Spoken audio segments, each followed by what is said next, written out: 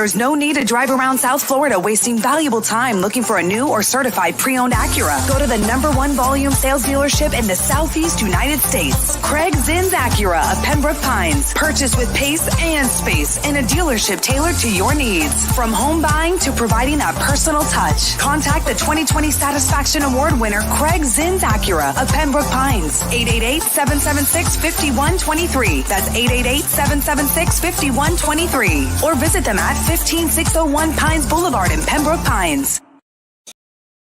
If you're a Miami sports fan, then there's only one store to go to, and that's Caneswear at Miami Fanwear in Davie. They're your one-stop shop for all your Inter Miami CF, Canes, Dolphins, Panthers, and Marlins merchandise. They have hats, t-shirts, game day jerseys, and so much more. Located at 2511 South University Drive in Davie, and open 24/7 online at caneswear.com or intermiamiwear.com. Call them at 954-835-5597. Caneswear, the spot where Inter Miami and all Miami sports fans shop. All right, we bring it in. It is the Squared Circle Digest. Myself and C-Man here with you. John Padilla on What's Up, y'all. Let's go with the late crew. It is wrestling talk right now, so it is the Squared Circle Digest. And, of course, EWD Junior. Man, I keep messing that one up. Sorry, buddy. Hey, Sean, how's it going? Wise man, tell us. What up in the wrestling world? Well, I can tell you this. Raw last night kicked some ass, I thought. I sat there and I watched it, and I rewatched it again here earlier. Don't tell O, but while his show was going on, I was watching Raw and doing my research. But so yeah, no, I thought look, man, here's the thing, and I thought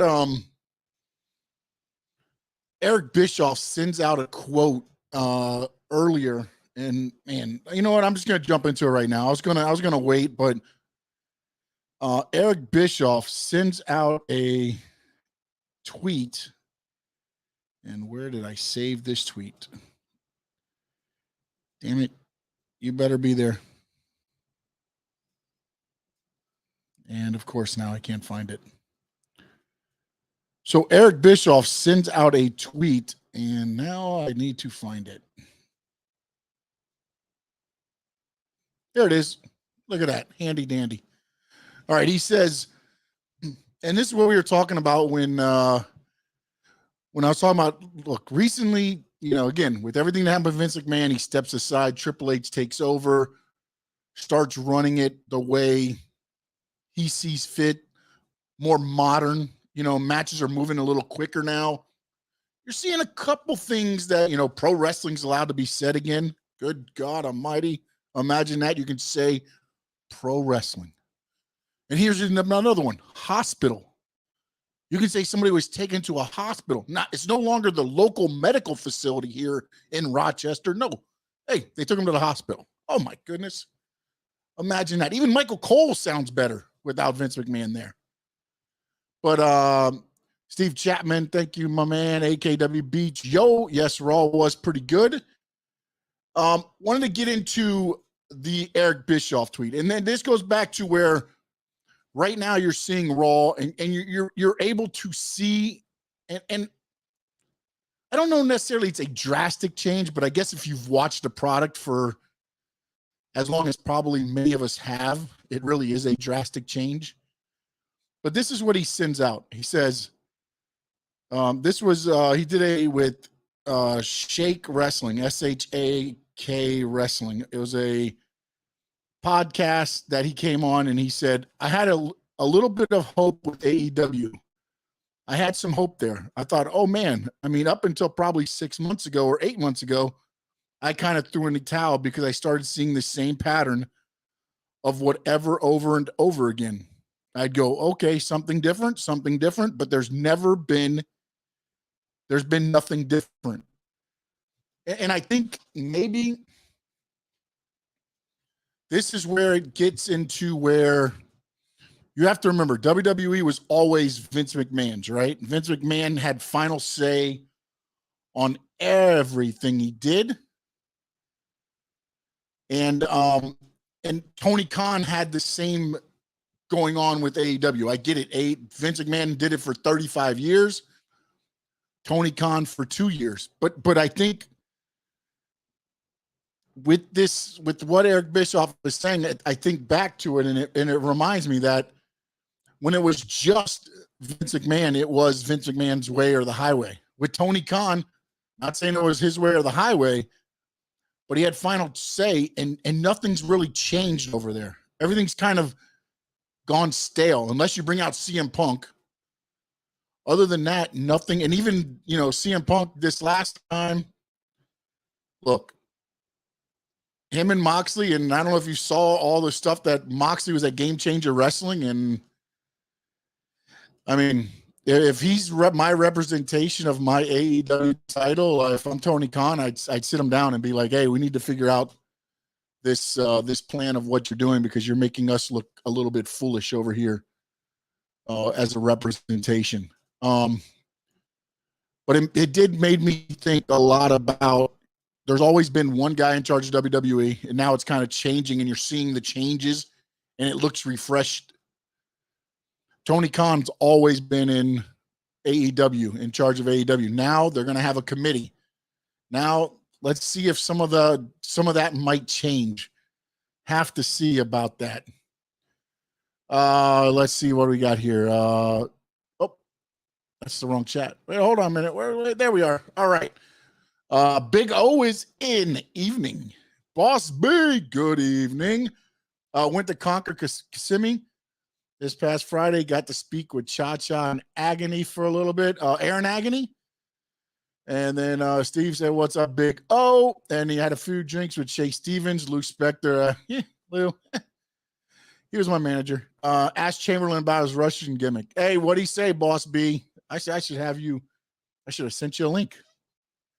Had to pop on here. What'd he say about the old Russian gimmick? I believe he was, what was he? Alexander. What was he? Man, I can't remember there, but it was good stuff. All those shows, man. If you get to an independent show, I recommend going to them.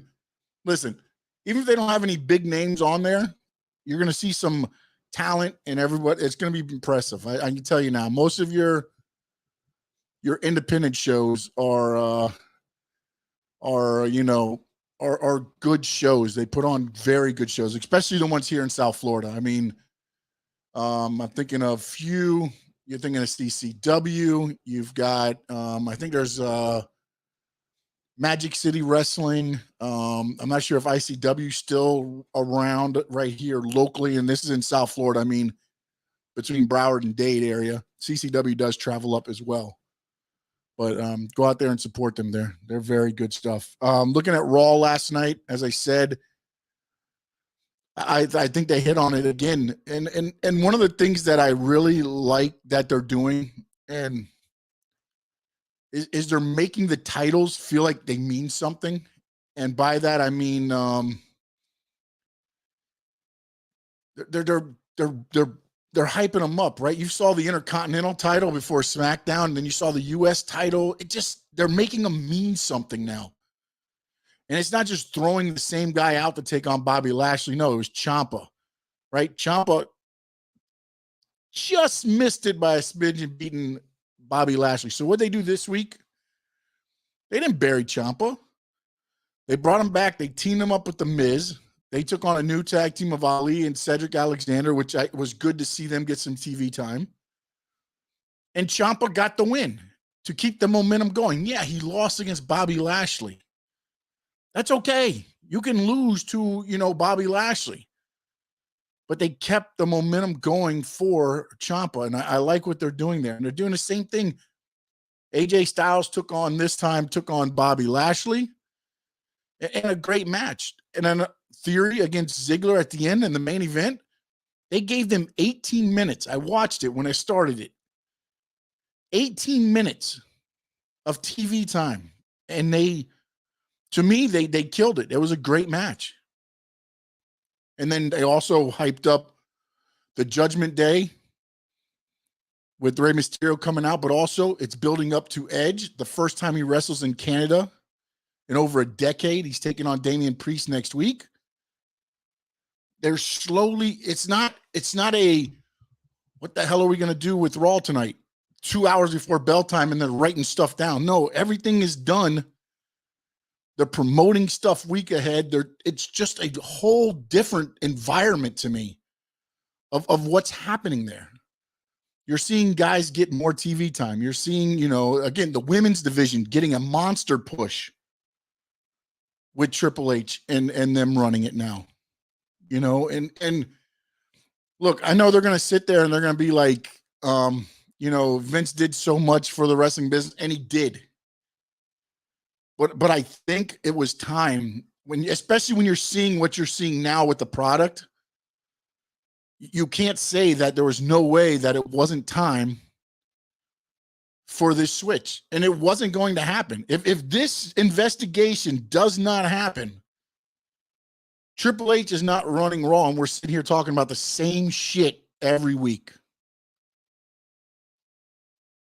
And because of the change now, we are looking at it, to me, a rejuvenated product, and it's showing. I mean, I've on wrestling Twitter, I have never seen that many people talking about Raw. Usually had just your normal, and then your jabs from AEW fans. Not anymore. It's not happening. It's few and far between. Everything is, thumbs up to almost everything that they're doing right now.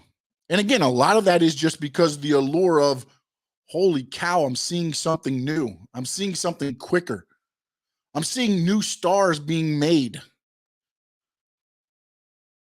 That's what was missing to me in WWE and the whole thing, where if you weren't Roman, Drew, Lashley, KO periodically would get thrown in there. But if you weren't one of those three, you really weren't getting anything, unless you're Brock Lesnar, of course.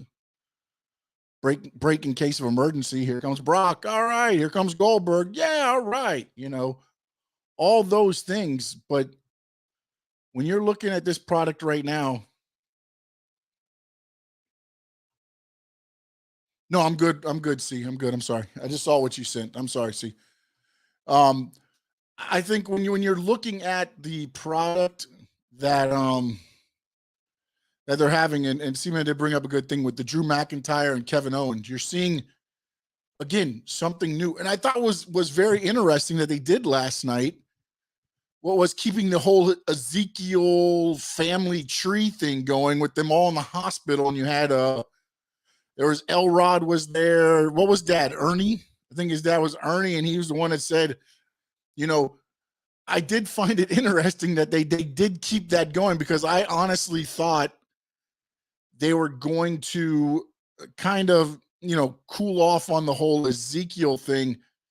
But ultimately what I think is going to happen is one of two things. Either Elias is going to return and fight for the family, or Ezekiel is going to return and fight for the family. I think it's going to be one or the other. You're not going to have both of them.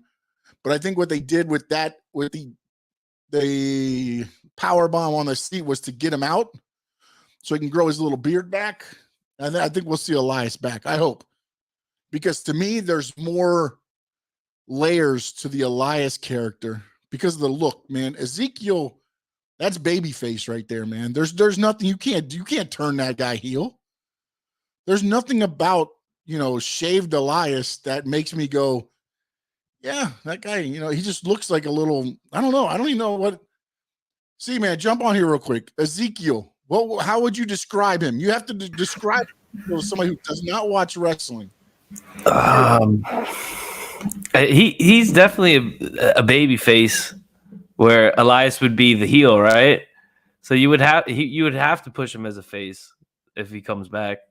So yeah, if he comes like Ezekiel, you can't change. You can't. I don't see how you make that into, like, I don't even know if you can make him fired up and get angry. Like Drew McIntyre, when KO said you were handed everything, and you saw Drew McIntyre kind of change and get mad and start talking about me handed everything. I was fired. I had to leave. I had to learn how to talk on the microphone and come back, and that's why they brought me back.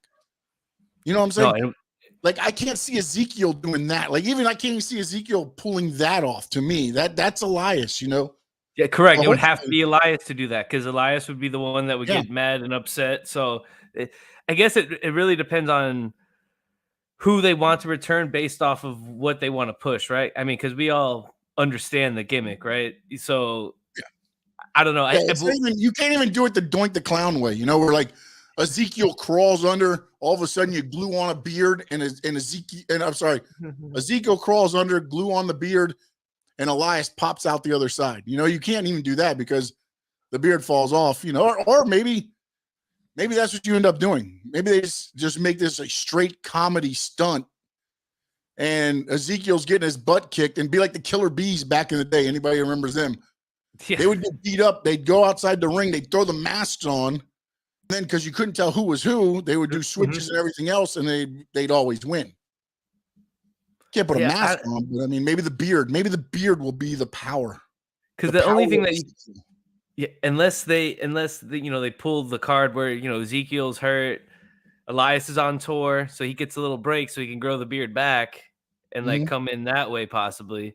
But you know what I like about Ezekiel too? He just reminds me of that like good old wrestler from like the 80s.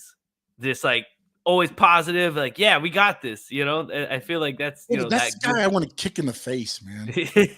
No, I just want to be like, you know what? Boom. There's some bad days too, buddy. There's yours. Bro, and that's why I love the little feud that KO had with him. And I thought they worked it for the best of they could do with it. For what they were given, they worked with it. I just thought it went a little bit too long. That's the thing where, it's like, okay, if you want to bring the whole family into it, then bring them out 1 week where he beats Elrod. Okay, then he beats Elias. Then he beats, but to keep it rolling, that's what I thought was funny when they kind of just threw it up there. I was like, oh my God, this is their chance to kill the whole thing off. And now they've even added more people. There was a lot. I don't know who that little kid was. I was trying to find all the names for you. Oh my goodness, because the picture is pretty big. Yeah. Yep. So. And then let's see what else we got here. But if you do find a picture, share it if you can.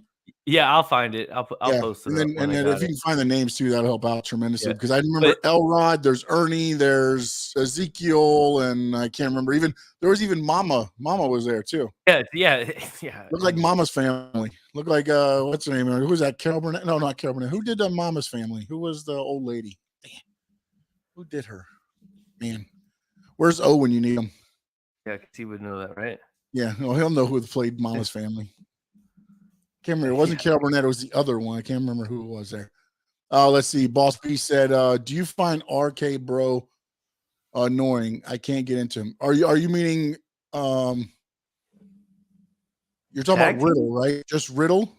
Yeah. Vicky Lawrence. Thank you, Steve Chapman. I appreciate it. Vicky Lawrence. Yes.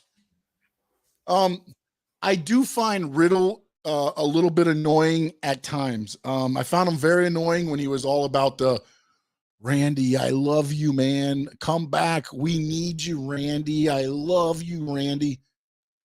That was annoying as hell. Now that he's getting a little bit fired up and a little bit more, because again, remember, he was in MMA. He was in UFC, but he didn't want to give up the weed. So he left there. So, he's got a legit, badass side to him. It's just, I think Vince McMahon saw him as an airhead character, and that's the way they've let him play out. And again, if you have it at times, that works. But the whole like falling in love with Randy Orton and then, mirroring him now because he's out, and then now he's doing, the rope DDT, he's doing the RKO, he's, you name it, he's doing it. That got a little bit silly to me. Because, and again, maybe as it was worked out, maybe they didn't know how Orton's injury was going to go. There it is. All right. Okay. We see Ezekiel, Elias, and Ernie Jr. Name the rest. Man. Now, Ernie Jr., is that the little guy on the bottom? Because Ernie Sr. was the dad, right? That was the one that said they were going to get after KO. So, yeah, but it's going to be interesting. And look at Elias. Look at the fake beard right? I mean, at least get an angle where, I mean, or maybe that's what they're trying to do. Maybe that's what they're setting us up for.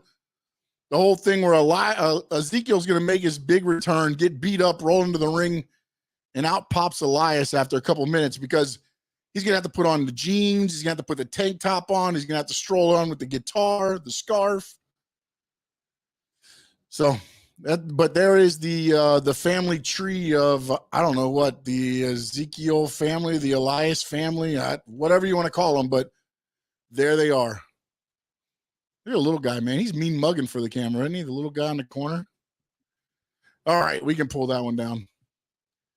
Let's see, John Padilla. I wonder who the next big retired wrestler will come back for a big night. I don't know that. There was talk of Goldberg coming back right before Vince. All the stuff happened with Vince. I don't know that, I mean, you got Edge coming back. And then honestly, I mean, he's not retired, I guess, per se. But I mean, all indications right now for WrestleMania 39 is The Rock.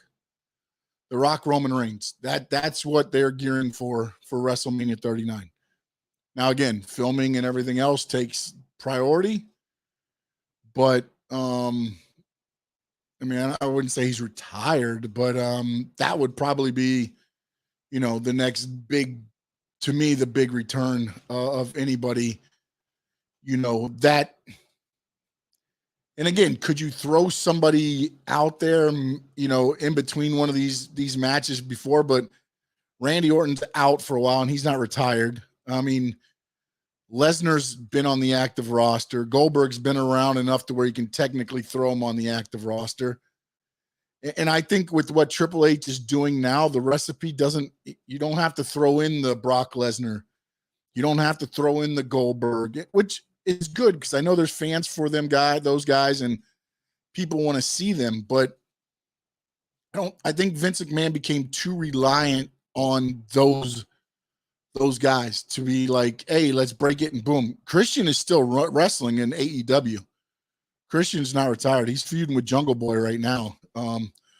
So he's not retired. I mean, John Padilla says, always loved Goldberg, coming back, huge fan. Look, man, Goldberg's a great guy, man. There's a I don't know if it's really news, but he kind of made news recently when he said, I've apologized to Bret Hart over and over. I'm done with it. I'm done, trying to kill myself to apologize to Bret Hart if he's not going to hear me, hear my, apologies and this and that, because there's always been the whole thing where, again, Goldberg ended basically Bret Hart's career. That is the gist of it. He kicked him in the head, ended his career basically with the head injury.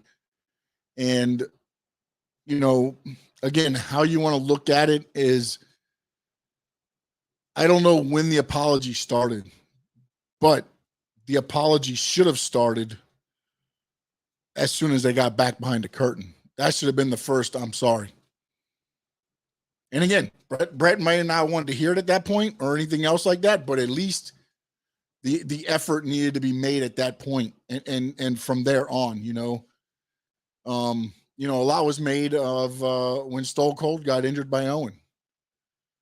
One of the things was that, Owen didn't reach out right away to Stone Cold, and that was one of the injuries that, ultimately sidelined Stone Cold during that. I mean, I can only imagine what the run could have been, without that injury. He had to go away for a little while till his neck healed up, allowed him to wrestle some more, and then it ended up, being the reason he ended up retiring.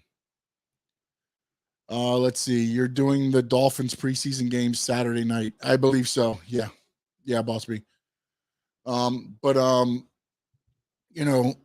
it's one of those things, but he made some news this week. And to be honest, depending on when, the apologies were made, it's look, if Bret Hart doesn't want to turn that page, that's Bret Hart's decision. I mean, again, my career, I can only imagine, and I look back at, Hell, with what happened to Draws with D'Lo. D'Lo had tough time getting back in the ring after, Draws, he paralyzed because of he slipped on the apron and came down and paralyzed Draws. He had a lot of remorse for that, and he had tough time getting back in the ring for I think he said like a few weeks or a few months just to get his, the whereabouts. He was able to get back in the ring, but he wasn't doing his move sets the way that he was because, again, he injured somebody. That's the worst thing, man. Whenever you hurt somebody, that is the worst feeling.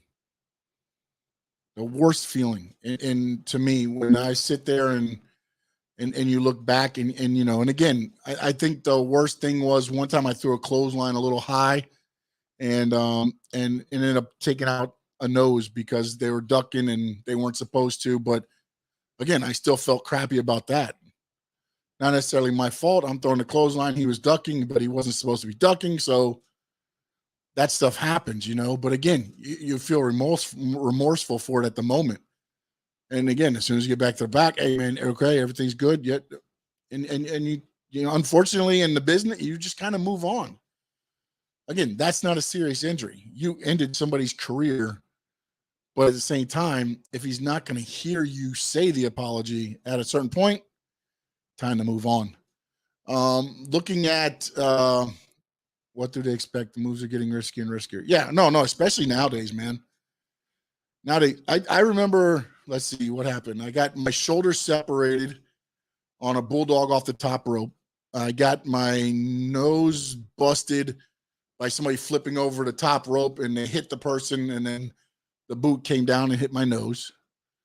Of course, you get some chair shots where you get busted open the hard way for numerous reasons. If I could speak properly, either you tuck your chin in and the chair hits you on the top of the head, or maybe they swung the wrong side. That's happened a couple times.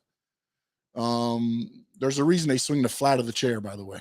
So, but nowadays, I mean, hell, I think back to the whole, we talked about the guy the other night, New Jack, with him and, who was the big guy from the Baldies that he was feuding with in ECW? They did a spot where, they climbed up on the scaffolding and he was supposed to boom and take the bump off the scaffolding. Well, the story goes that he didn't take the bump right and he ended up grabbing New Jack. And when they fell, of course, they landed on New Jack's head. So then some promoter, and again, maybe it's all working together because in pro wrestling, you believe half of what you see, nothing of what you hear. But they get to California. They're in a scaffold match together with tables. They used to call it, I think, in ECW, it was like the Stairway to Hell match, where they would stack tables three high on top of each other, and they were on the scaffold. Well, New Jack went into this match saying he's not going to do the same thing to me this time. And he had a taser. And he tasered him and then tossed him off the scaffold, and he hits the last table that he could hit, and then his body hits the rope and bounces back into the ring. There's times where it's again, you take that you take that risk when you get in those matches, but sometimes you I guess trust in it. And then now, at the same, Vic Grimes, that's the name. Vic Grimes was the name that I was trying to think of. You trust in the guy you're with, and that stuff is just dude, I can imagine. I didn't do scaffold matches. There's no way. Why? For what? Not an independent show. I'll do a steel cage match. I'll do a hardcore Christmas tree match, but I'm not going to sit here and do a scaffold match for what? 150, 200 people? It doesn't, man. Sometimes you got to look at what your payout is and treat it like a business. There were some nights I went in there and it was rest hold, finish. because I knew what you're taking home. Oh, my dad's in. What's up, Dad? Boss, we said remembers that. Steve says watching old Bruno Sammartino match. It's all kicks and punches and a bear hug. You can have exciting matches without flying all over the building. You can, but the problem nowadays is that, again, as what Vince McMahon did was he took it and made you believe, what is the way they word it? Larger than life. Larger than life characters was what pro wrestling was. It wasn't the guy you could go have a drink with at the bar. No, it was the guy that was larger than life. And Bruno was one of those guys in that time, man. Dude was an ass kicker. And with everything he had going with him in Madison Square Garden, dude, please. And then you threw in some of the feuds. What was it? Stan Hansen. It was Ivan Koloff. It was Larry Zbyszko. So let's see. Bossy says, I'm going to Qmite Saturday in Pompano. All matches in a cage. Yeah, I mean, that's not bad. That's an independent wrestling show, Boss B. I'm sorry, I don't know what Qmite. I don't know what that is. Is that's pro wrestling? That's independent? If you get back to me on that, let's see here. Yeah, no, and C-Man says in the chat we have here that nowadays wrestling's more about relating, I think, to the characters. And he said, KO, it's one of the guys where you think, you can sit down and have a beer with them and things like that. And that is what is the relatable thing. Oh, it's CCW. They're doing all cages in a match, huh? All matches in a cage. Yeah, it's not a bad idea. I mean, I feel bad for whoever the main event is after that, depending on how they build up the cage. But, Dangro and Dan, they're good at that. So they'll probably put on a good card. What's up? Real quick, Sean, just like I see Qmite Combat Wrestling UK Deathmatch inquiries to qmitecombat@gmail.com.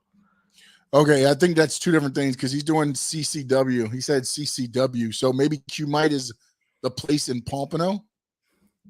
Is there a place in Pompano called Qmite? Maybe like a nightclub or a bar or something? Qmite, possibly. Or maybe they're down here doing something. I'll try to look more into it. Maybe, possibly, yeah. But no, he's going to it. And he said it's CCW. So, all right. But there is some sort of Qmite Combat Wrestling in UK. In the UK, it's a little bit different. Yeah, they do a lot of hardcore, a lot of the GCW stuff you'll see in UK.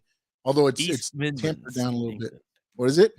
East Midlands, England.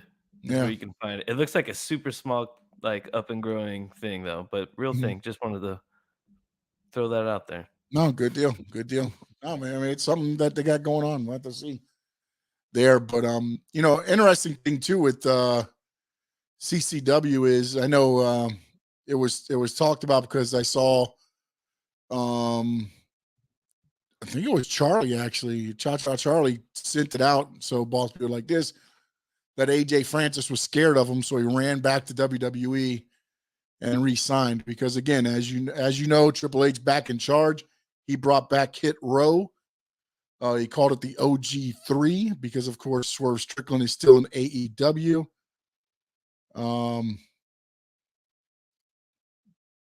And so, again, with the moves Triple H is making, and again, Sasha Banks and I keep wanting to say Tamina, but Naomi are going to be probably coming back soon. There's been a lot of stories going around that Bray Wyatt is very heavy in the talks creatively. Not Bray Wyatt the person, Bray Wyatt the character, about bringing him back. There's a lot of stuff being brought up creatively to bring him back. Not that they're talking with the performer right now, but they are doing a lot of putting together pitches and everything else. So you're going to see, and then also now a story came out the earlier that some talent that was released and then went to AEW have been contacted to say to find out if they have interest on returning to WWE when their AEW contract is up, or if they're even under an AEW contract. So they are reaching out to a lot of people. And I think Tony Khan said Claudio and Cole, I think, are under 7-year deals or something like that. Something crazy. Let's see. Cha said they almost stopped the match because of the cut. Yeah. No, I mean, you gotta take care. Listen, back in the day, man, they would just, you'd bleed to death in the ring almost, honestly, man. It was very it was just the times, man. Nowadays, it's people think a lot more about health.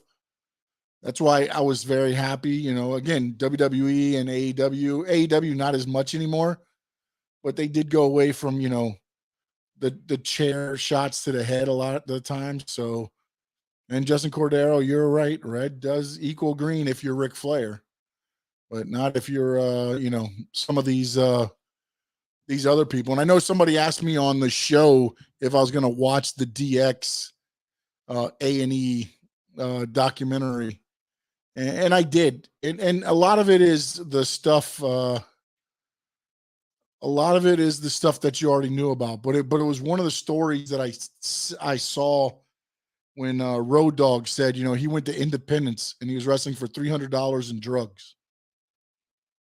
I know some people that would just ask for an airline ticket and liquor in a hotel room, and they would do the shows. Big names. It was a different time then, man. It was a different time, and there was a lot of guys that I ran into that I idolized, and I saw them probably, I don't even know if it was their rock bottom, but it was damn close. And luckily one of them, turned it all the way around.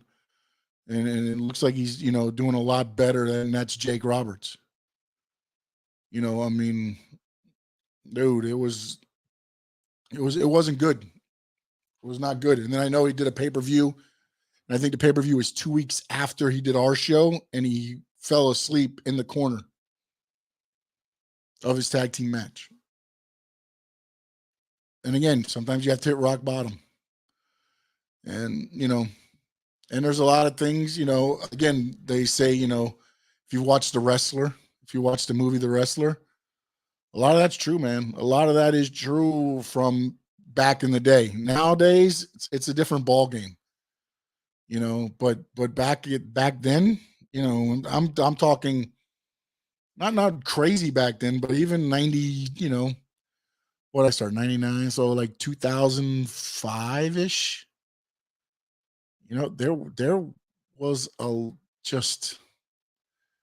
it wasn't a great business, man. It was not, and I agree with C-Man said, a hell of a comeback story for Jake Roberts, and it was.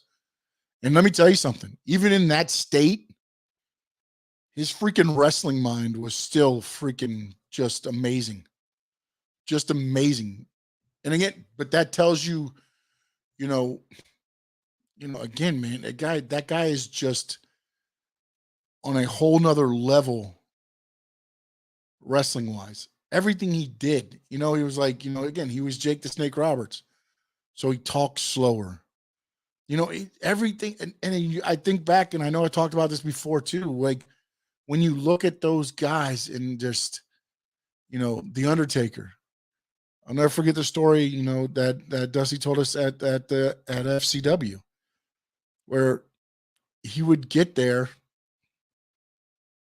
and practice his walk to the ring to make sure it was perfect on every step. Every step was every gong or everything was a movement.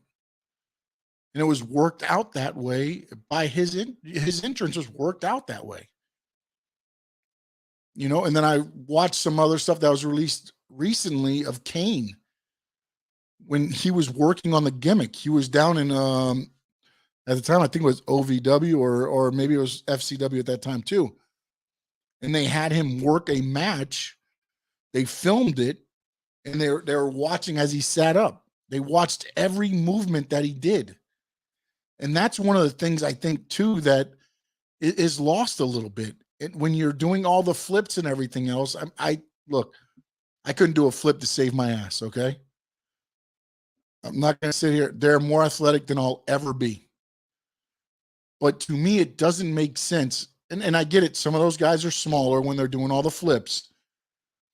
But even if you're a 215-pound guy and you're somersaulting over and you nail a guy through a table, there should be more damage done. And to me, that's what I feel like has lost a little bit with the so much of the speed of it, the flipping, I mean, hell. And I've talked about this before too, as well, is, freaking Harley Race's finishing move used to be a belly to back suplex. Think about this, a belly to back suplex. Shawn Michaels used to beat people with one super kick. Let's bring it normal. One super kick used to be a finisher. Jake the Snake, one DDT used to be a finisher. I watched the guy get super kicked 13 times in a match the other night. And he still kicked out. I get it. It's a show. I get it. But also you have to me, to bring a little bit of that realism back. Because I'm not going to sit in a corner and watch you do a somersault backflip and then turn around and elbow me. By that point, I'm coming out throwing an elbow too. You got to make some of the stuff, to me, make sense. Let's see. Cruz Ruiz, what's up, people? Anthony Manzano, with the tweaks Trips is making with Drew's character, this is what I see happening. Trip calls up Gallus, putting them with Drew without, yeah, maybe. But also, don't forget too, Karrion Kross is sitting there as well, and that to me is the wild card here, because Triple H loves him some Karrion Kross. Triple H loves Karrion Kross, and that might be the wild card in this whole thing. Has Lou Spector's always been the same? He threw the last bit of his beer on me. Every time I see him, he's babysitting his beer. I made fun of him. Yeah, he's always been that guy. He's always that guy. He's always been Lou. He was my first manager in FOW when they brought me in. It was me, Boss B, you might like this because I don't know if you've met him yet because he got injured. It was me and Flex Magnum, and we were the Millennium Soldiers. Yep. Tank Morgan and Flex Magnum. Millennium Soldiers. We were tag team champions too. And by the way, I wasn't a 14-time tag, but I was 8-time tag team champion. 8-time tag team champion. That's right. Now, I guess I could be a Grand Slam because believe it or not, in my younger days, I held a cruiserweight title, I held the heavyweight title, and I've held the tag team titles. And we don't have the Intercontinental and all that shit. So I'm proclaiming myself a Grand Slam champion right here on Squared Circle Digest. I've just done it. That's it. It's done. Another prediction I see happening tonight: Santo loses him. The rest of Legado. Yeah, no. Santos is definitely coming up. I 100% agree with that, Anthony. Came back in. He said, for me, every time I see Shawn Michaels throw Sweet Chin, I always think that wouldn't have looked like if a real. Yeah, no, I agree. I'm not saying Sweet Chin music was a thing of beauty, but the super kick put people out. And I agree. Maybe, Steve Blackman throws it, it looks a lot more legit. But the fact that used to be a finisher, and nowadays it's like, hell, people get kicked and stand up and they're 215 pounds and they're staggering a little bit. It's like, yeah, adios, mio. Boss B says, haven't met him yet. Okay. Yeah, he trained a lot of people, but then he hurt his leg. I think he tore his ACL. What was your ring name again? I was the Sean Allen. I was Psycho Sean Allen. I was the Blackheart. I was the American Taliban. I was Tank Morgan. Let's see. I think that's about it. I think I covered them all. Oh, I was just Tank too as well. Just Tank. And I got that because running around across the ring, they said it sounded like a tank was coming. Sean, if you were a wrestler working for WWE, how much of your pride would you lose before you left the company if they were just paying you to lose matches for just $1 million? Dude, I would not lose my pride. I'd probably re-sign back up, buddy. I'm not lying to you. Not lying to you, man. Look, if you're in this for pride, dude, this isn't the business for you, man. It's a job. It's a business. You want the pride? Go do UFC. Punch people for real and kick their ass and then get paid what? Peanuts? Because by the time you pay everybody back and everything else for your training and everything else, I mean, again, it's not a great feeling but again, I mean, look how many people had careers back in the day as enhancement talents. George South. And just in WWE, you had the Italian Stallion. You had Iron Mike Sharp. You had, you have all those guys that were paid just to lose. Barry Horowitz, man, pay me. It's like what Al Snow had a thing he used to call the Job Squad. Pin me, pay me. That was it. Pin me, pay me. That's it. If you paying me, let's go. And especially you pay me $1 million, let's go. Let's go. Let's see. What were the last thoughts on Santos? I thought I covered that. I'm sorry, man. No, I agree with you. I think I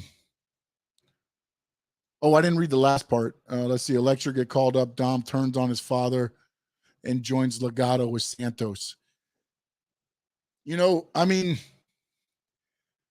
I would say yes, and this is the thing where, again, with wrestling and with all the dirt sheets and the news, and some of them get fed stuff by people, so you don't believe nothing of what you hear and half of what you see, as I always say.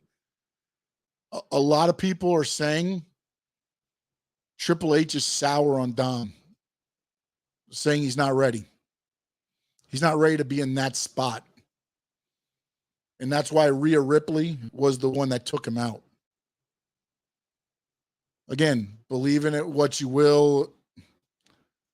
Because to me, I think one of the things that's interesting is, Judgment Day is taking him out. They had taken out, Finn Balor, and then Finn Balor joined them. Look at what AEW is doing. The House of Black, right? What does Malachi Black do? He sprays the mist in your face. He did that to Julia Hart. Julia Hart started coming out with the black and ultimately joined the House of Black. Now look at Sting's face paint. Remember, he got sprayed with the mist.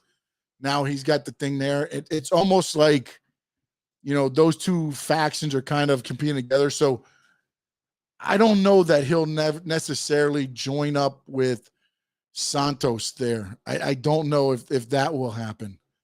But I could see him possibly joining Judgment Day, and that's if they bring him back, because, as I said, there were some reports that there's some that don't believe, he's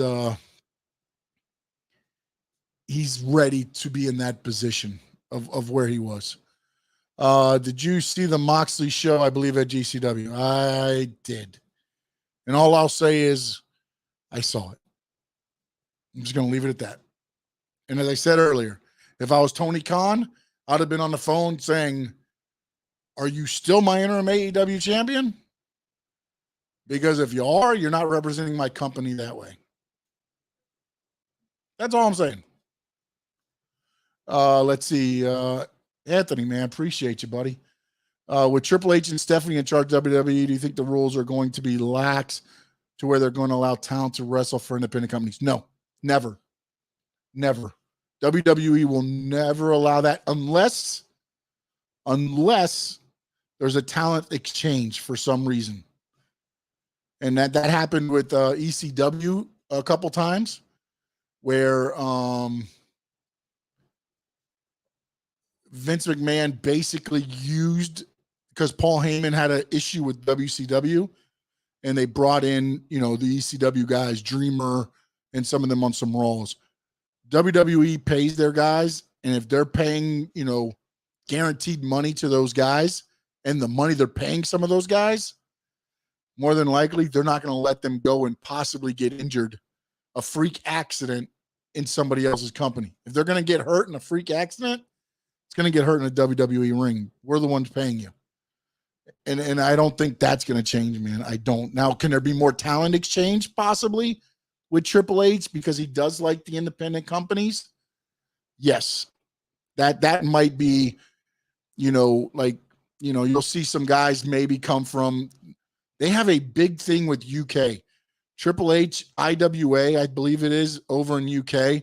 Triple H before would go over there like as a talent scout and would and that's where they got, Pete Dunne, Nikki Cross, all those guys there. So a lot of them guys, again, I'm not going to say they're not going to let them do independence, but they're going to pick and choose, and they're probably going to want to know what they expect you to do and what you're going to do in your match. Let's see here. Sorry. The reason why I'm saying it would make more sense for Don to join Legado with Santos is because let's not forget the Ray has history of Santos, his uncle and father in Mexico. I do, but and again, let me reiterate this. I'm going under the old thought process of the WWE with Triple H in charge. He may say, you know what? Let's use this storyline. But remember one thing with WWE, and again, I get it. Vince McMahon was always in charge. They always wanted you to feel like you're stupid, like the people didn't exist anymore, right? Like there was no there was no Tyler Black before Seth Rollins, right? There was no John Moxley before Dean Ambrose. You know what I'm saying? Like they try to make those days seem like they didn't exist. Why? Because that wasn't Vince McMahon's baby. Vince McMahon wants something that was created in WWE for WWE. Again, Triple H now in charge. That might change a little bit and put the story in there. But again, and maybe it's to set up this whole storyline. But Dom right now has been removed from TV because they felt that he wasn't ready. Yes, sir. I would just say Kevin Steen and El Generico. Yeah. No, yeah. I was just trying to hop in on that. I mean, no, yeah. I would love those two to come back, as those names, So, yeah. And again, it was interesting because, CM Punk. They made Bryan Danielson change his name to Daniel Bryan. So I mean, again, it's petty as crap, but I also understand they want to have the trademark. And again, CM Punk was CM Punk, so they couldn't really do anything with him. They didn't change his gimmick, so he left. And he, hell, remember, Rhodes is not Cody's real last name. He just got it back because the WWE owned the Rhodes name. That's why he was Cody for the first while in AEW. A lot of petty shit in wrestling. A lot of petty shit. Let's see. And I agree with, and again, with the whole, if you're going to make a smart storyline and you want to go back into histories of, AAA and Mexico wrestling in Mexico and all that stuff, Anthony, you're very good on the creative direction there of that whole, that whole creative scenario you have there. I just don't know that they're going to allow that to play out. And do you bring Santos in to make that his first big feud in WWE? That's all. That's the only thing that I would. Again, it's whatever's best for business at that time. I don't think Cruz says I don't think there'll ever be a forbidden door from WWE to other companies. No, I would say no. Again, Triple H might change some of that. I just, again, if I'm paying Cody Rhodes $3 million a year, I don't want Cody Rhodes bringing money in for anybody else. I mean, I know it's, and again, I know, O says all the time, it's business. And to me, what company, who benefits more? Let's throw this scenario out there. AEW and WWE decide to do a joint show. Who's benefiting more? WWE has more eyes on it than AEW does. So AEW is getting the win. Where's the win for WWE if they did this? That's the other thing with WWE and the forbidden door. It's not really a win-win because WWE is the top dog. Everybody else is trying to get up there. So it makes sense to have Impact and AEW team up, and Impact and Ring of Honor now. You can have those little things like that. But when you're up here looking down at everybody else, why do I need to bring them up here? Why don't I just keep them down here? And that's, again, it's business 101. I'm not saying it's a perfect business model, but why am I going to, bring my competition up to my level by having them on my show or having them wrestle my talent?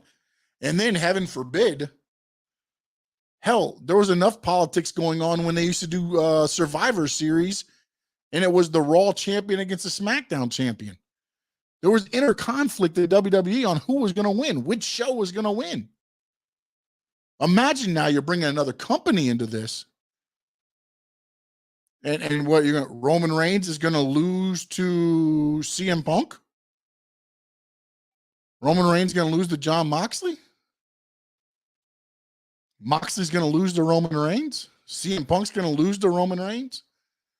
It's the other part of the forbidden door that nobody really thinks about, is that there's still there's politicking going on, because I need my guy to look strong and, as well. So it's one of those things that I don't think will ever happen, because there's no reason for it to happen. WWE doesn't need to bring people up to their level. And now with the way things are changing, they definitely don't need to bring anybody up to their level.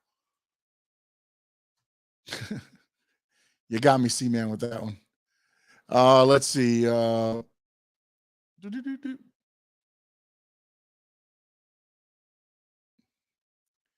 Let's see. Sean, what do you think is happening with Jade, with MJF? Dude, it's one of the best secrets. Like, he's gone pretty dark as far as anything since the one thing. I got to believe he's having communication with AEW, or, again, but it's the way it works. You can't, what if you're AEW, do you fire him? Because if you fire him, you know what happens?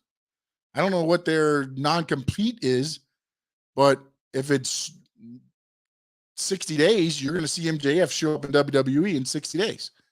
At least now with him under contract, he can't show up till January 2023. So, and LMAO, only 30 people watching, actually Dogwater creator. All his goofy takes are wrong. Thank you. Why don't you get a name that everybody can see? No, the hell, you're good, BBXB. You know what? I feel like Big O here. You're blocked. Be gone. That's what his name looked like. All right, let's see. They're not letting AJ Frank. No, they're not gonna let those guys do those shows and get hurt.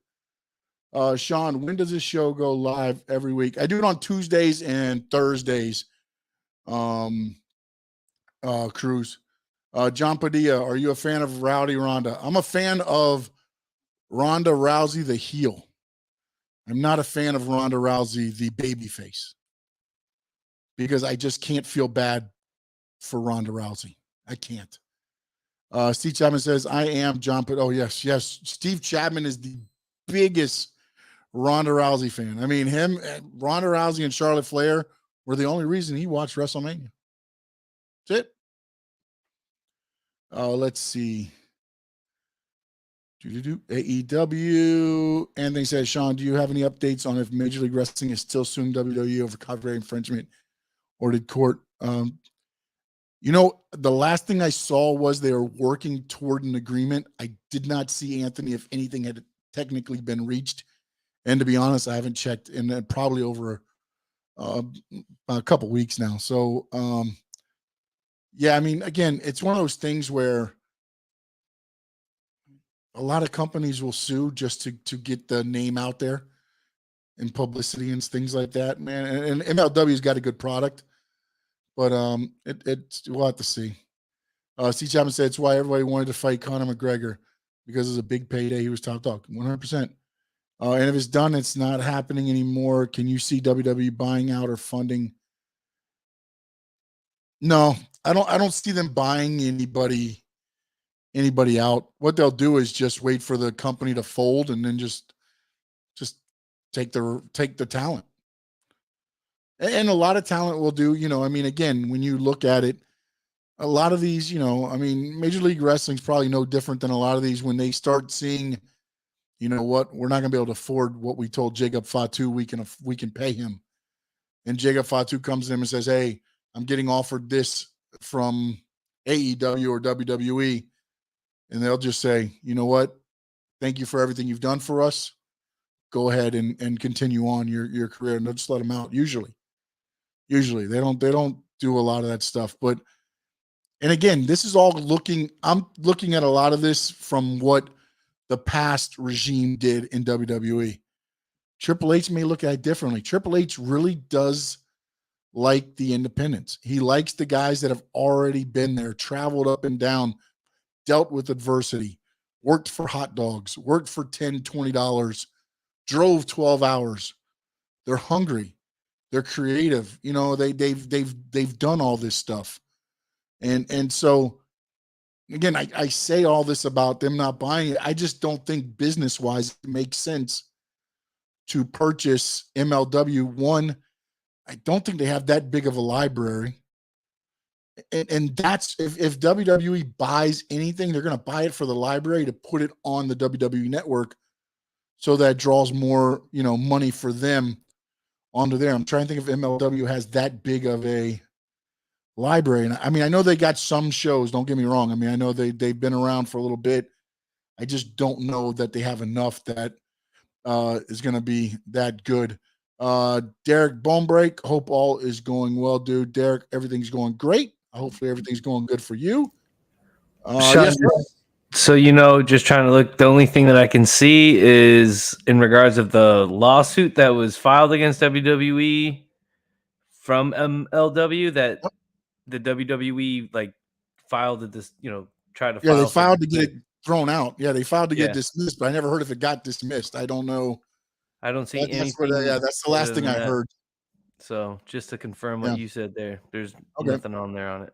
Okay, all right, we'll see. I think they had I don't know, I think it's 45 days in between to answer and stuff. So there's probably just maneuvering whatever the whole law is and stuff there. Let's see. Anthony says, Sean, if you were working for WWE and they ask you to book the Disciples of Apocalypse gimmick, would you book it, and who would you put in that group? Oh, man. Whew. Man, there's never going to be another Ron Simmons and Bradshaw, especially when they were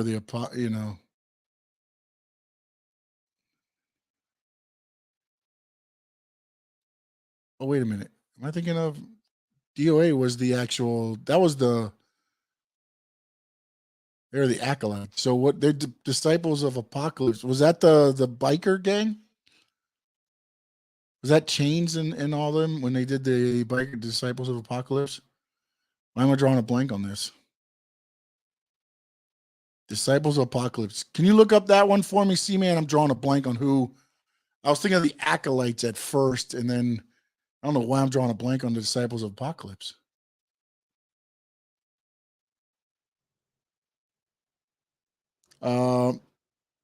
Anthony, give me a minute, man. Let me get back to you on that. I'm drawing a blank on who was in the Disciples of Apocalypse. I apologize. So will we ever see her back in the ring? Charlotte or Ronda? Oh, here we go.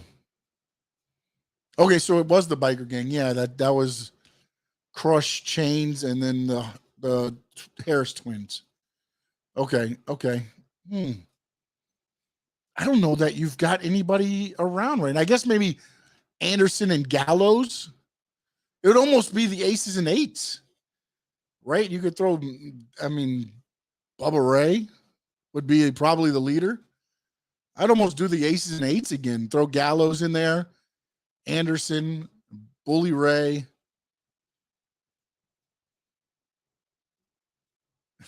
I like Lance Hoyt as well, too. Just anybody that really rough and tough, I would think, would be there. I just don't know that the gang thing just doesn't work in this day and age, I don't think.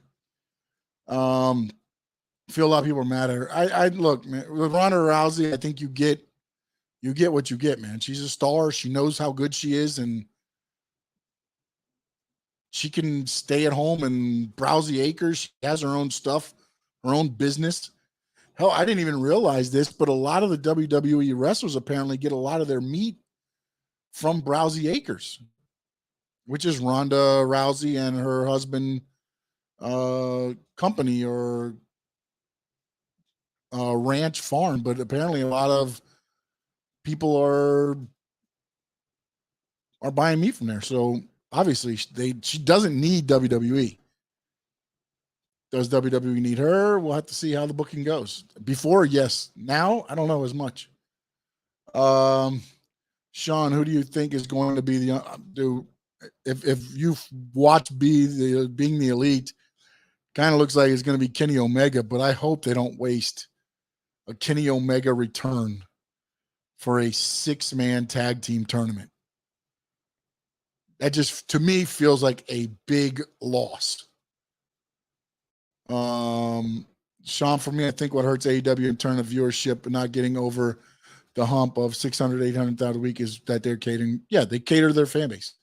And they're not going to change. Obviously, they've shown, and again, they did make some concessions, and Tony Khan has pulled back and hired a creative team. We'll have to see how it plays out. But they're happy with their, again, now they're not that low. They have been averaging between 900, 978. They've been there. They've crossed the million a couple times with CM Punk. But as I said, to me, their competition is Raw. Raw, the last 4 weeks since Triple H taken over, has been like 1918, 1918. So when you look at it that way, they're very far behind. So, yeah, I mean, it is a lot of catering. I mean, hell. And then also it's I don't think they booked the talent properly on the show. It's AEW TV. I get that you own Ring of Honor. But at no point should your Ring of Honor championship be defended, to me, in a main event on AEW Wrestling. If you want to do a Ring of Honor 15-minute show like they used to do at Nitro, where they would take an hour and make it NWO. It was WCW and then it was NWO. If you want to do that,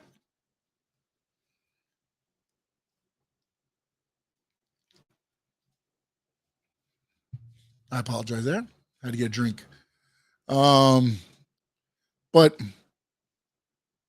again, I think Tony Khan, dude, he's a great businessman, but he's also a wrestling fan. And unfortunately, the wrestling fan side of him, I think, kicks in every Wednesday. It's like he's got little action figures, and he's like, oh, guess what? Guess what? Jericho Moxley, right now, let's go. And that's what he's doing. That's how I feel sometimes the show's booked. Which action figures I got? Oh, dude, let's get this guy from Japan. Bring him in. Nobody knows him. No buildup. We're not going to do any vignettes on him. We're not going to tell anybody who he is because the casual wrestling fan has no clue. Yes, the AEW diehards know who they are. But anybody just tuning in to AEW wrestling is like, why is this guy getting a big round of applause? Nobody knows him. And they did no buildup for a lot of that stuff. They just popped up on TV. People popped. And they never said why. They tried to throw out oh, he's from New Japan and he's been wrestling for 13 years. And dude, do a vignette on him. Show some highlights when he's at New Japan. Show what he can do. Build him up. No, it was just if you don't know who he is, too bad. And that's what happens a lot of times. Let's see what else we got. Frankie Fresco. You're late. Don't ever let it happen again. Boss B, you're right, buddy. Yeah, it was a group of, yeah. You know, Anthony, I realized who it was as I was thinking of the Acolytes at first. Kylan King is on AEW tomorrow. Raw's viewership has been about 1819 since Triple H took over. Before that, they were 1516. Trying to be able to see the episode that Freddie Prinze Jr. host that was talking about the rivalry with Austin and McMahon. You know, I don't know that I saw that specific one yet. I'm behind on the DVR. I'm not going to lie. I jumped into the DX one today just because somebody brought it up on the show. I am a little bit behind. Where can I get one of the hats? Actually, my girl made this for me so I could have a big O hat. She does some work for me. She does my hats. She does my cups, which I don't have a cup here. Yeah, very upset. I am very upset right now. But yeah. So luckily I have a graphic designer in my ranks. So I got a lot of stuff done for me. Let's see. What's your thoughts on trio style? I think it's a needed title in AEW, but also I think it's what they do with the trios titles after that. If you just give three guys a belt just to have, it's just another freaking belt, right? It's just another TNT title. It's another interim AEW heavyweight title. It's what you do with it and how you build it up. I don't know. And then also Anthony, I don't know if you're watching NXT, but I believe Santos just lost. So what we were talking about, probably you're gonna start seeing him move up. But the trios titles, it's like every title, man. It's what you make of it. Hell, look what the WWE did with the US and the Intercontinental titles until recently. I started feeling bad for whoever had to carry that shit in their luggage. Because all that was a joke at that point. It's like, hey, who do we want to carry this title this month? You know what? Let's give it to Ricochet. Let's watch him go through airports with it. And it felt like a joke. There's no meaning to the titles. It was just, who do you want to give it to? You know, so it's one of those things. It's about what you make of the title, man. You know what I'm saying? Like the champion should make the title. The title shouldn't make the champion. And that's something I learned even in independent wrestling. And again, you're not going to draw, 20,000 people. You're not going to draw sometimes 100 people. But if you draw some people and you're the champion, it means something. And yes, they still have the 24/7 title. Dana Brooke is the champion right now. Frankie says, Sean, what's going on? Moxley and kissing another wrestler. Frankie, I'll say as I said it before. Yeah, it happened. And if I'm TK, I say, that is not the representation I want of my AEW interim heavyweight champion. And that's why you're going to lose to CM Punk. And CM Punk will be my AEW heavyweight champion. Sean, thoughts about bringing back the cruiserweight title, but renaming it the junior lightweight title? I mean, weight classes in wrestling is a joke, man. I mean, it's been a joke all this time. I mean, it's one of those things where it's just another title, man. I don't think you need a cruiserweight title. I think what WWE should do is bring back the TV title and have it defended on SmackDown and Raw in your 20-minute title match. Like what Arn Anderson used to do on TBS every Saturday night. Every time they had TV, he was defending the TV title. I would rather bring that back so it's a title defended every show so that you have, again, it meaning something.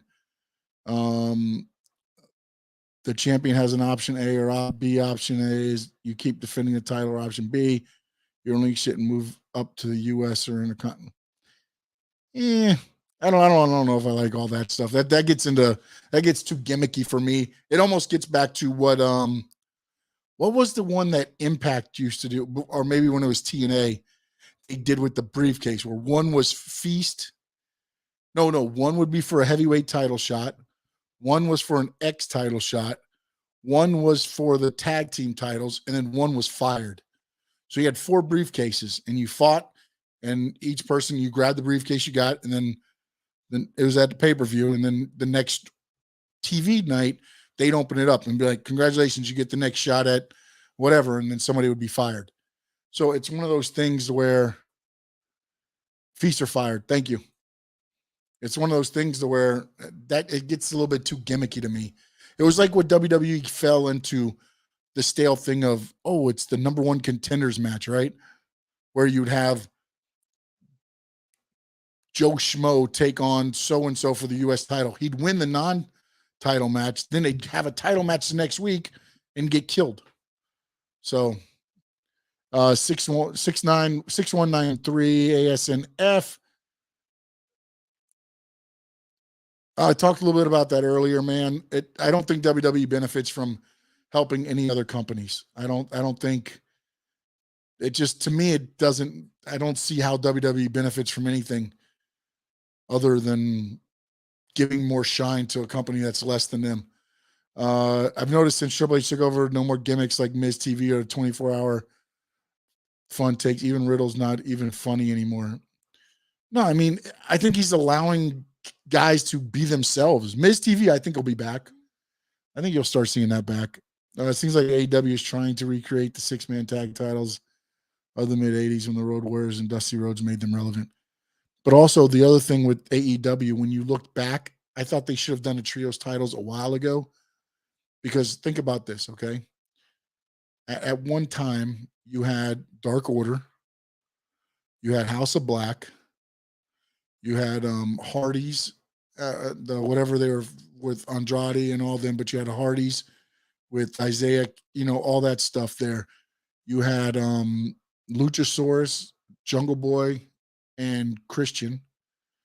You had a bunch of 6-man tags that you could have, it could have been a thing. Now you broke up a lot of those teams.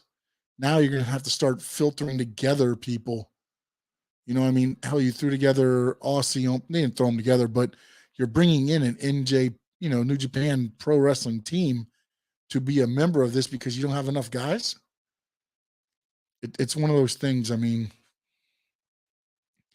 I think it's a good idea because but again, it goes back to where I think Tony Khan sometimes does some of this stuff thinking like a fan and not a business owner. I heard Triple H was looking at Japanese wrestler, but then Jefferson turned it down because he wanted to work with AEW. Yeah, I mean, but again, the whole thing with that, Frankie, is that, and I get that you're answering 619 there. I'm sorry, 169, but is WWE's not going to give them that freedom? AEW will give them the freedom to go back to New Japan, come back and work here, go back there. WWE, you're here. We're going to pay you the money to be here. Let's see. I'm going to get a couple more questions and we're going to get off here. Do you think Triple H is going back to the traditional broadcast booth with only 2 announcers instead of 3 like they have now moved? No, I think right now what they got is fine. You got 3 on Raw and you've got the 2 on SmackDown, man. I think all the booths are good. I think what you got to do is take the damn umbilical cord off them like they've done and allow them to be who they are. I mean, to me, Michael Cole in the last 3 weeks has been better than he's been in 20 years because now he doesn't have Vince McMahon yelling at his ear and telling him what to say and everything else. You're letting some guys do some stuff. So it's one of those things to where I think now they're getting freedom, so it's allowing them to be themselves.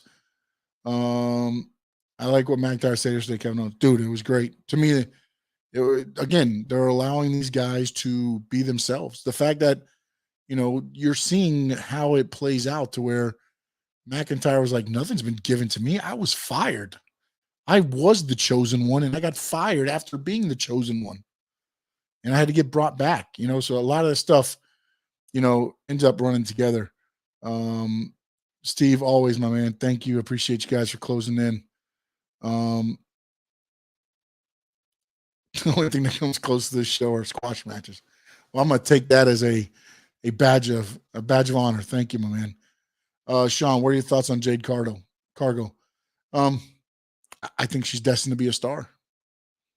I think she's got everything. She can talk. She's got the look. She's the only thing that I said needed to happen was she needed to get more polished in the ring and more fluidity in the ring by working with some other, with Britt, the Britt Bakers.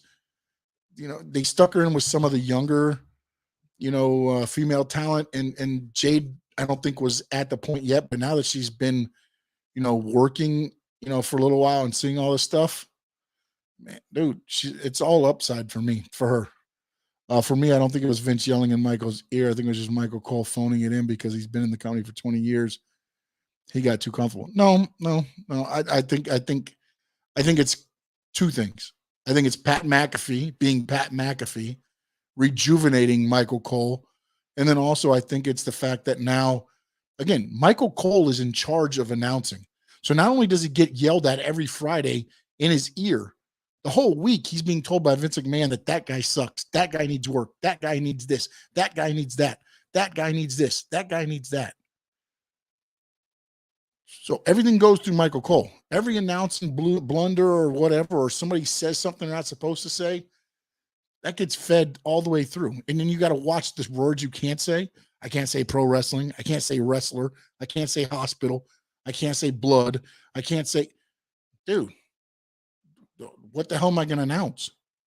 There's a collar and elbow lockup. Oh, he grabbed the wrist. Oh, he spun it around. Oh my goodness, he did a go behind. There's a roll up. I mean, at some point you just go, you know what? Fine, I'll just call the action.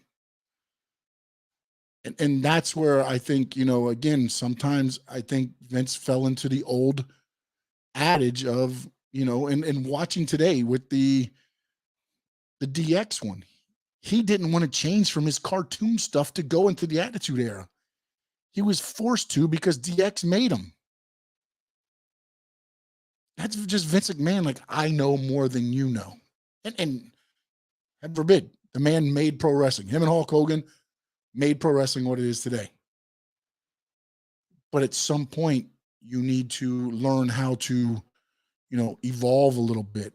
And your way doesn't always work. Although the machine that is WWE, you'll never know the difference.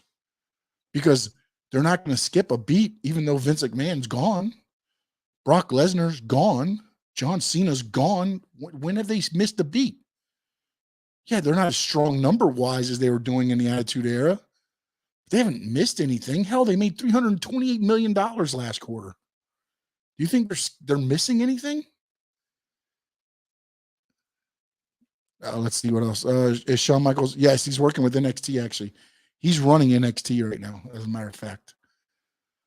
Looks like Triple H actually listens to the fans and what they like. No, I think it's just he understands the climate of today's wrestling.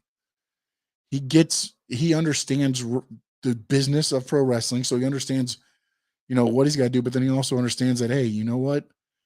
It's not all,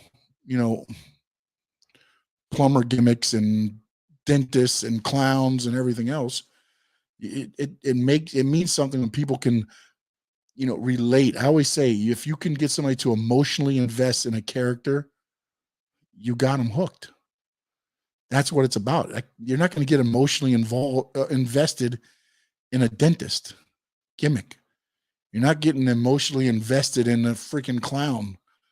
You know what I'm saying? Like those, you see the ladies and the men today in wrestling, not a lot of, Malachi Black does a little bit of the gimmick, and things like that. But most of them and actually, honestly, that is an extension of who Malachi Black is. Malachi Black he's a crazy mofo. I don't know if you've followed any of his stuff, and he's got a Buddy Murphy is one of the people that does his clothing line. It's not much different than what you see on TV. There's not much of a difference. Him and Zelina Vega, they snakes and everything else. They could honestly do the old Kevin Sullivan gimmick, walking out with all the snakes and everything and everything else like that. Let's see. Eventually, I think Jade ends up leaving AEW. I don't know about that. We'll have to see how that goes. This is bringing up something from a few months ago. I can understand people said Stephanie's promo was tone deaf, but We have to understand it wasn't for, yes, no. And again, that's one of those things too. And also, man, that's her dad, dude. That's her dad. She wouldn't be in the position she's in if it wasn't for Vince McMahon. Do you guys like this new Raw? Yes. I like certain aspects of this new Raw, but I also feel like some of the storylines could be better. But also, again, you can't just come in and everything gets wiped clean. You have to finish some things out that are already going, and those things. Last two questions here. Did you wrestle with Bruno Sassy? I did wrestle with Bruno Sassy. Phi Delta Slam. Brother Bruno, Tilly, and Dapper Dan Evans. Sean Bray Wyatt returns WWE. I believe my money is more on Bray Wyatt going to WWE than AEW. As a wrestling fan, for having your champion have a long time reign or multiple championship reigns, specifically the major championship. I don't like the title changing every pay-per-view, but also I think it goes along with whatever the storyline is going to be. So it's a difficult thing. Like, I like what AEW did. They said these are going to be our first 4 champions. It was to get to Adam Page. Adam Page lost to Jericho at the beginning of AEW, the first pay-per-view. Chris Jericho wins the title. He loses it to Moxley. Moxley loses it to Omega, who was tag team partners and turned on Adam Page. And then Adam Page ends up getting the final and becoming the champion. Then they signed CM Punk, which was not thought of at the time. So then once CM Punk came in, he got the belt. I think if you make title changes mean something, it helps elevate the belt as well. The problem with WWE is they haven't built anybody up that can knock Roman Reigns off. And anybody that does is going to be anointed. So I say C-Man gets to knock Roman Reigns off. That's what I'm going to say. That's what I'm going to say, because that man kicks ass. And I want to thank everybody that's been on here today. Anthony, man, appreciate you. Terry, Boss B, Frankie Fresco, always you guys.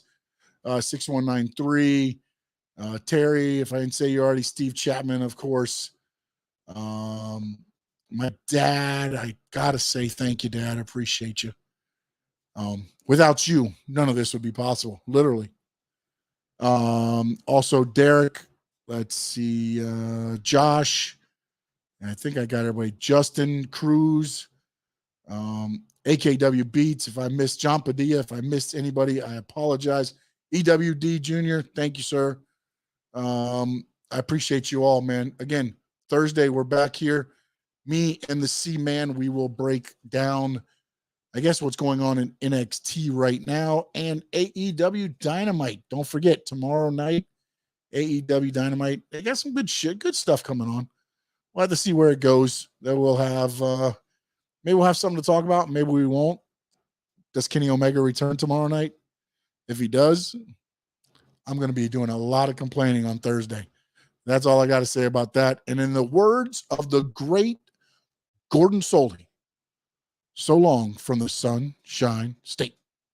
If you're a Miami sports fan, then there's only one store to go to, and that's Caneswear at Miami Fanwear in Davie. They're your one-stop shop for all your inner Miami CF, Canes, Dolphins, Panthers, and Marlins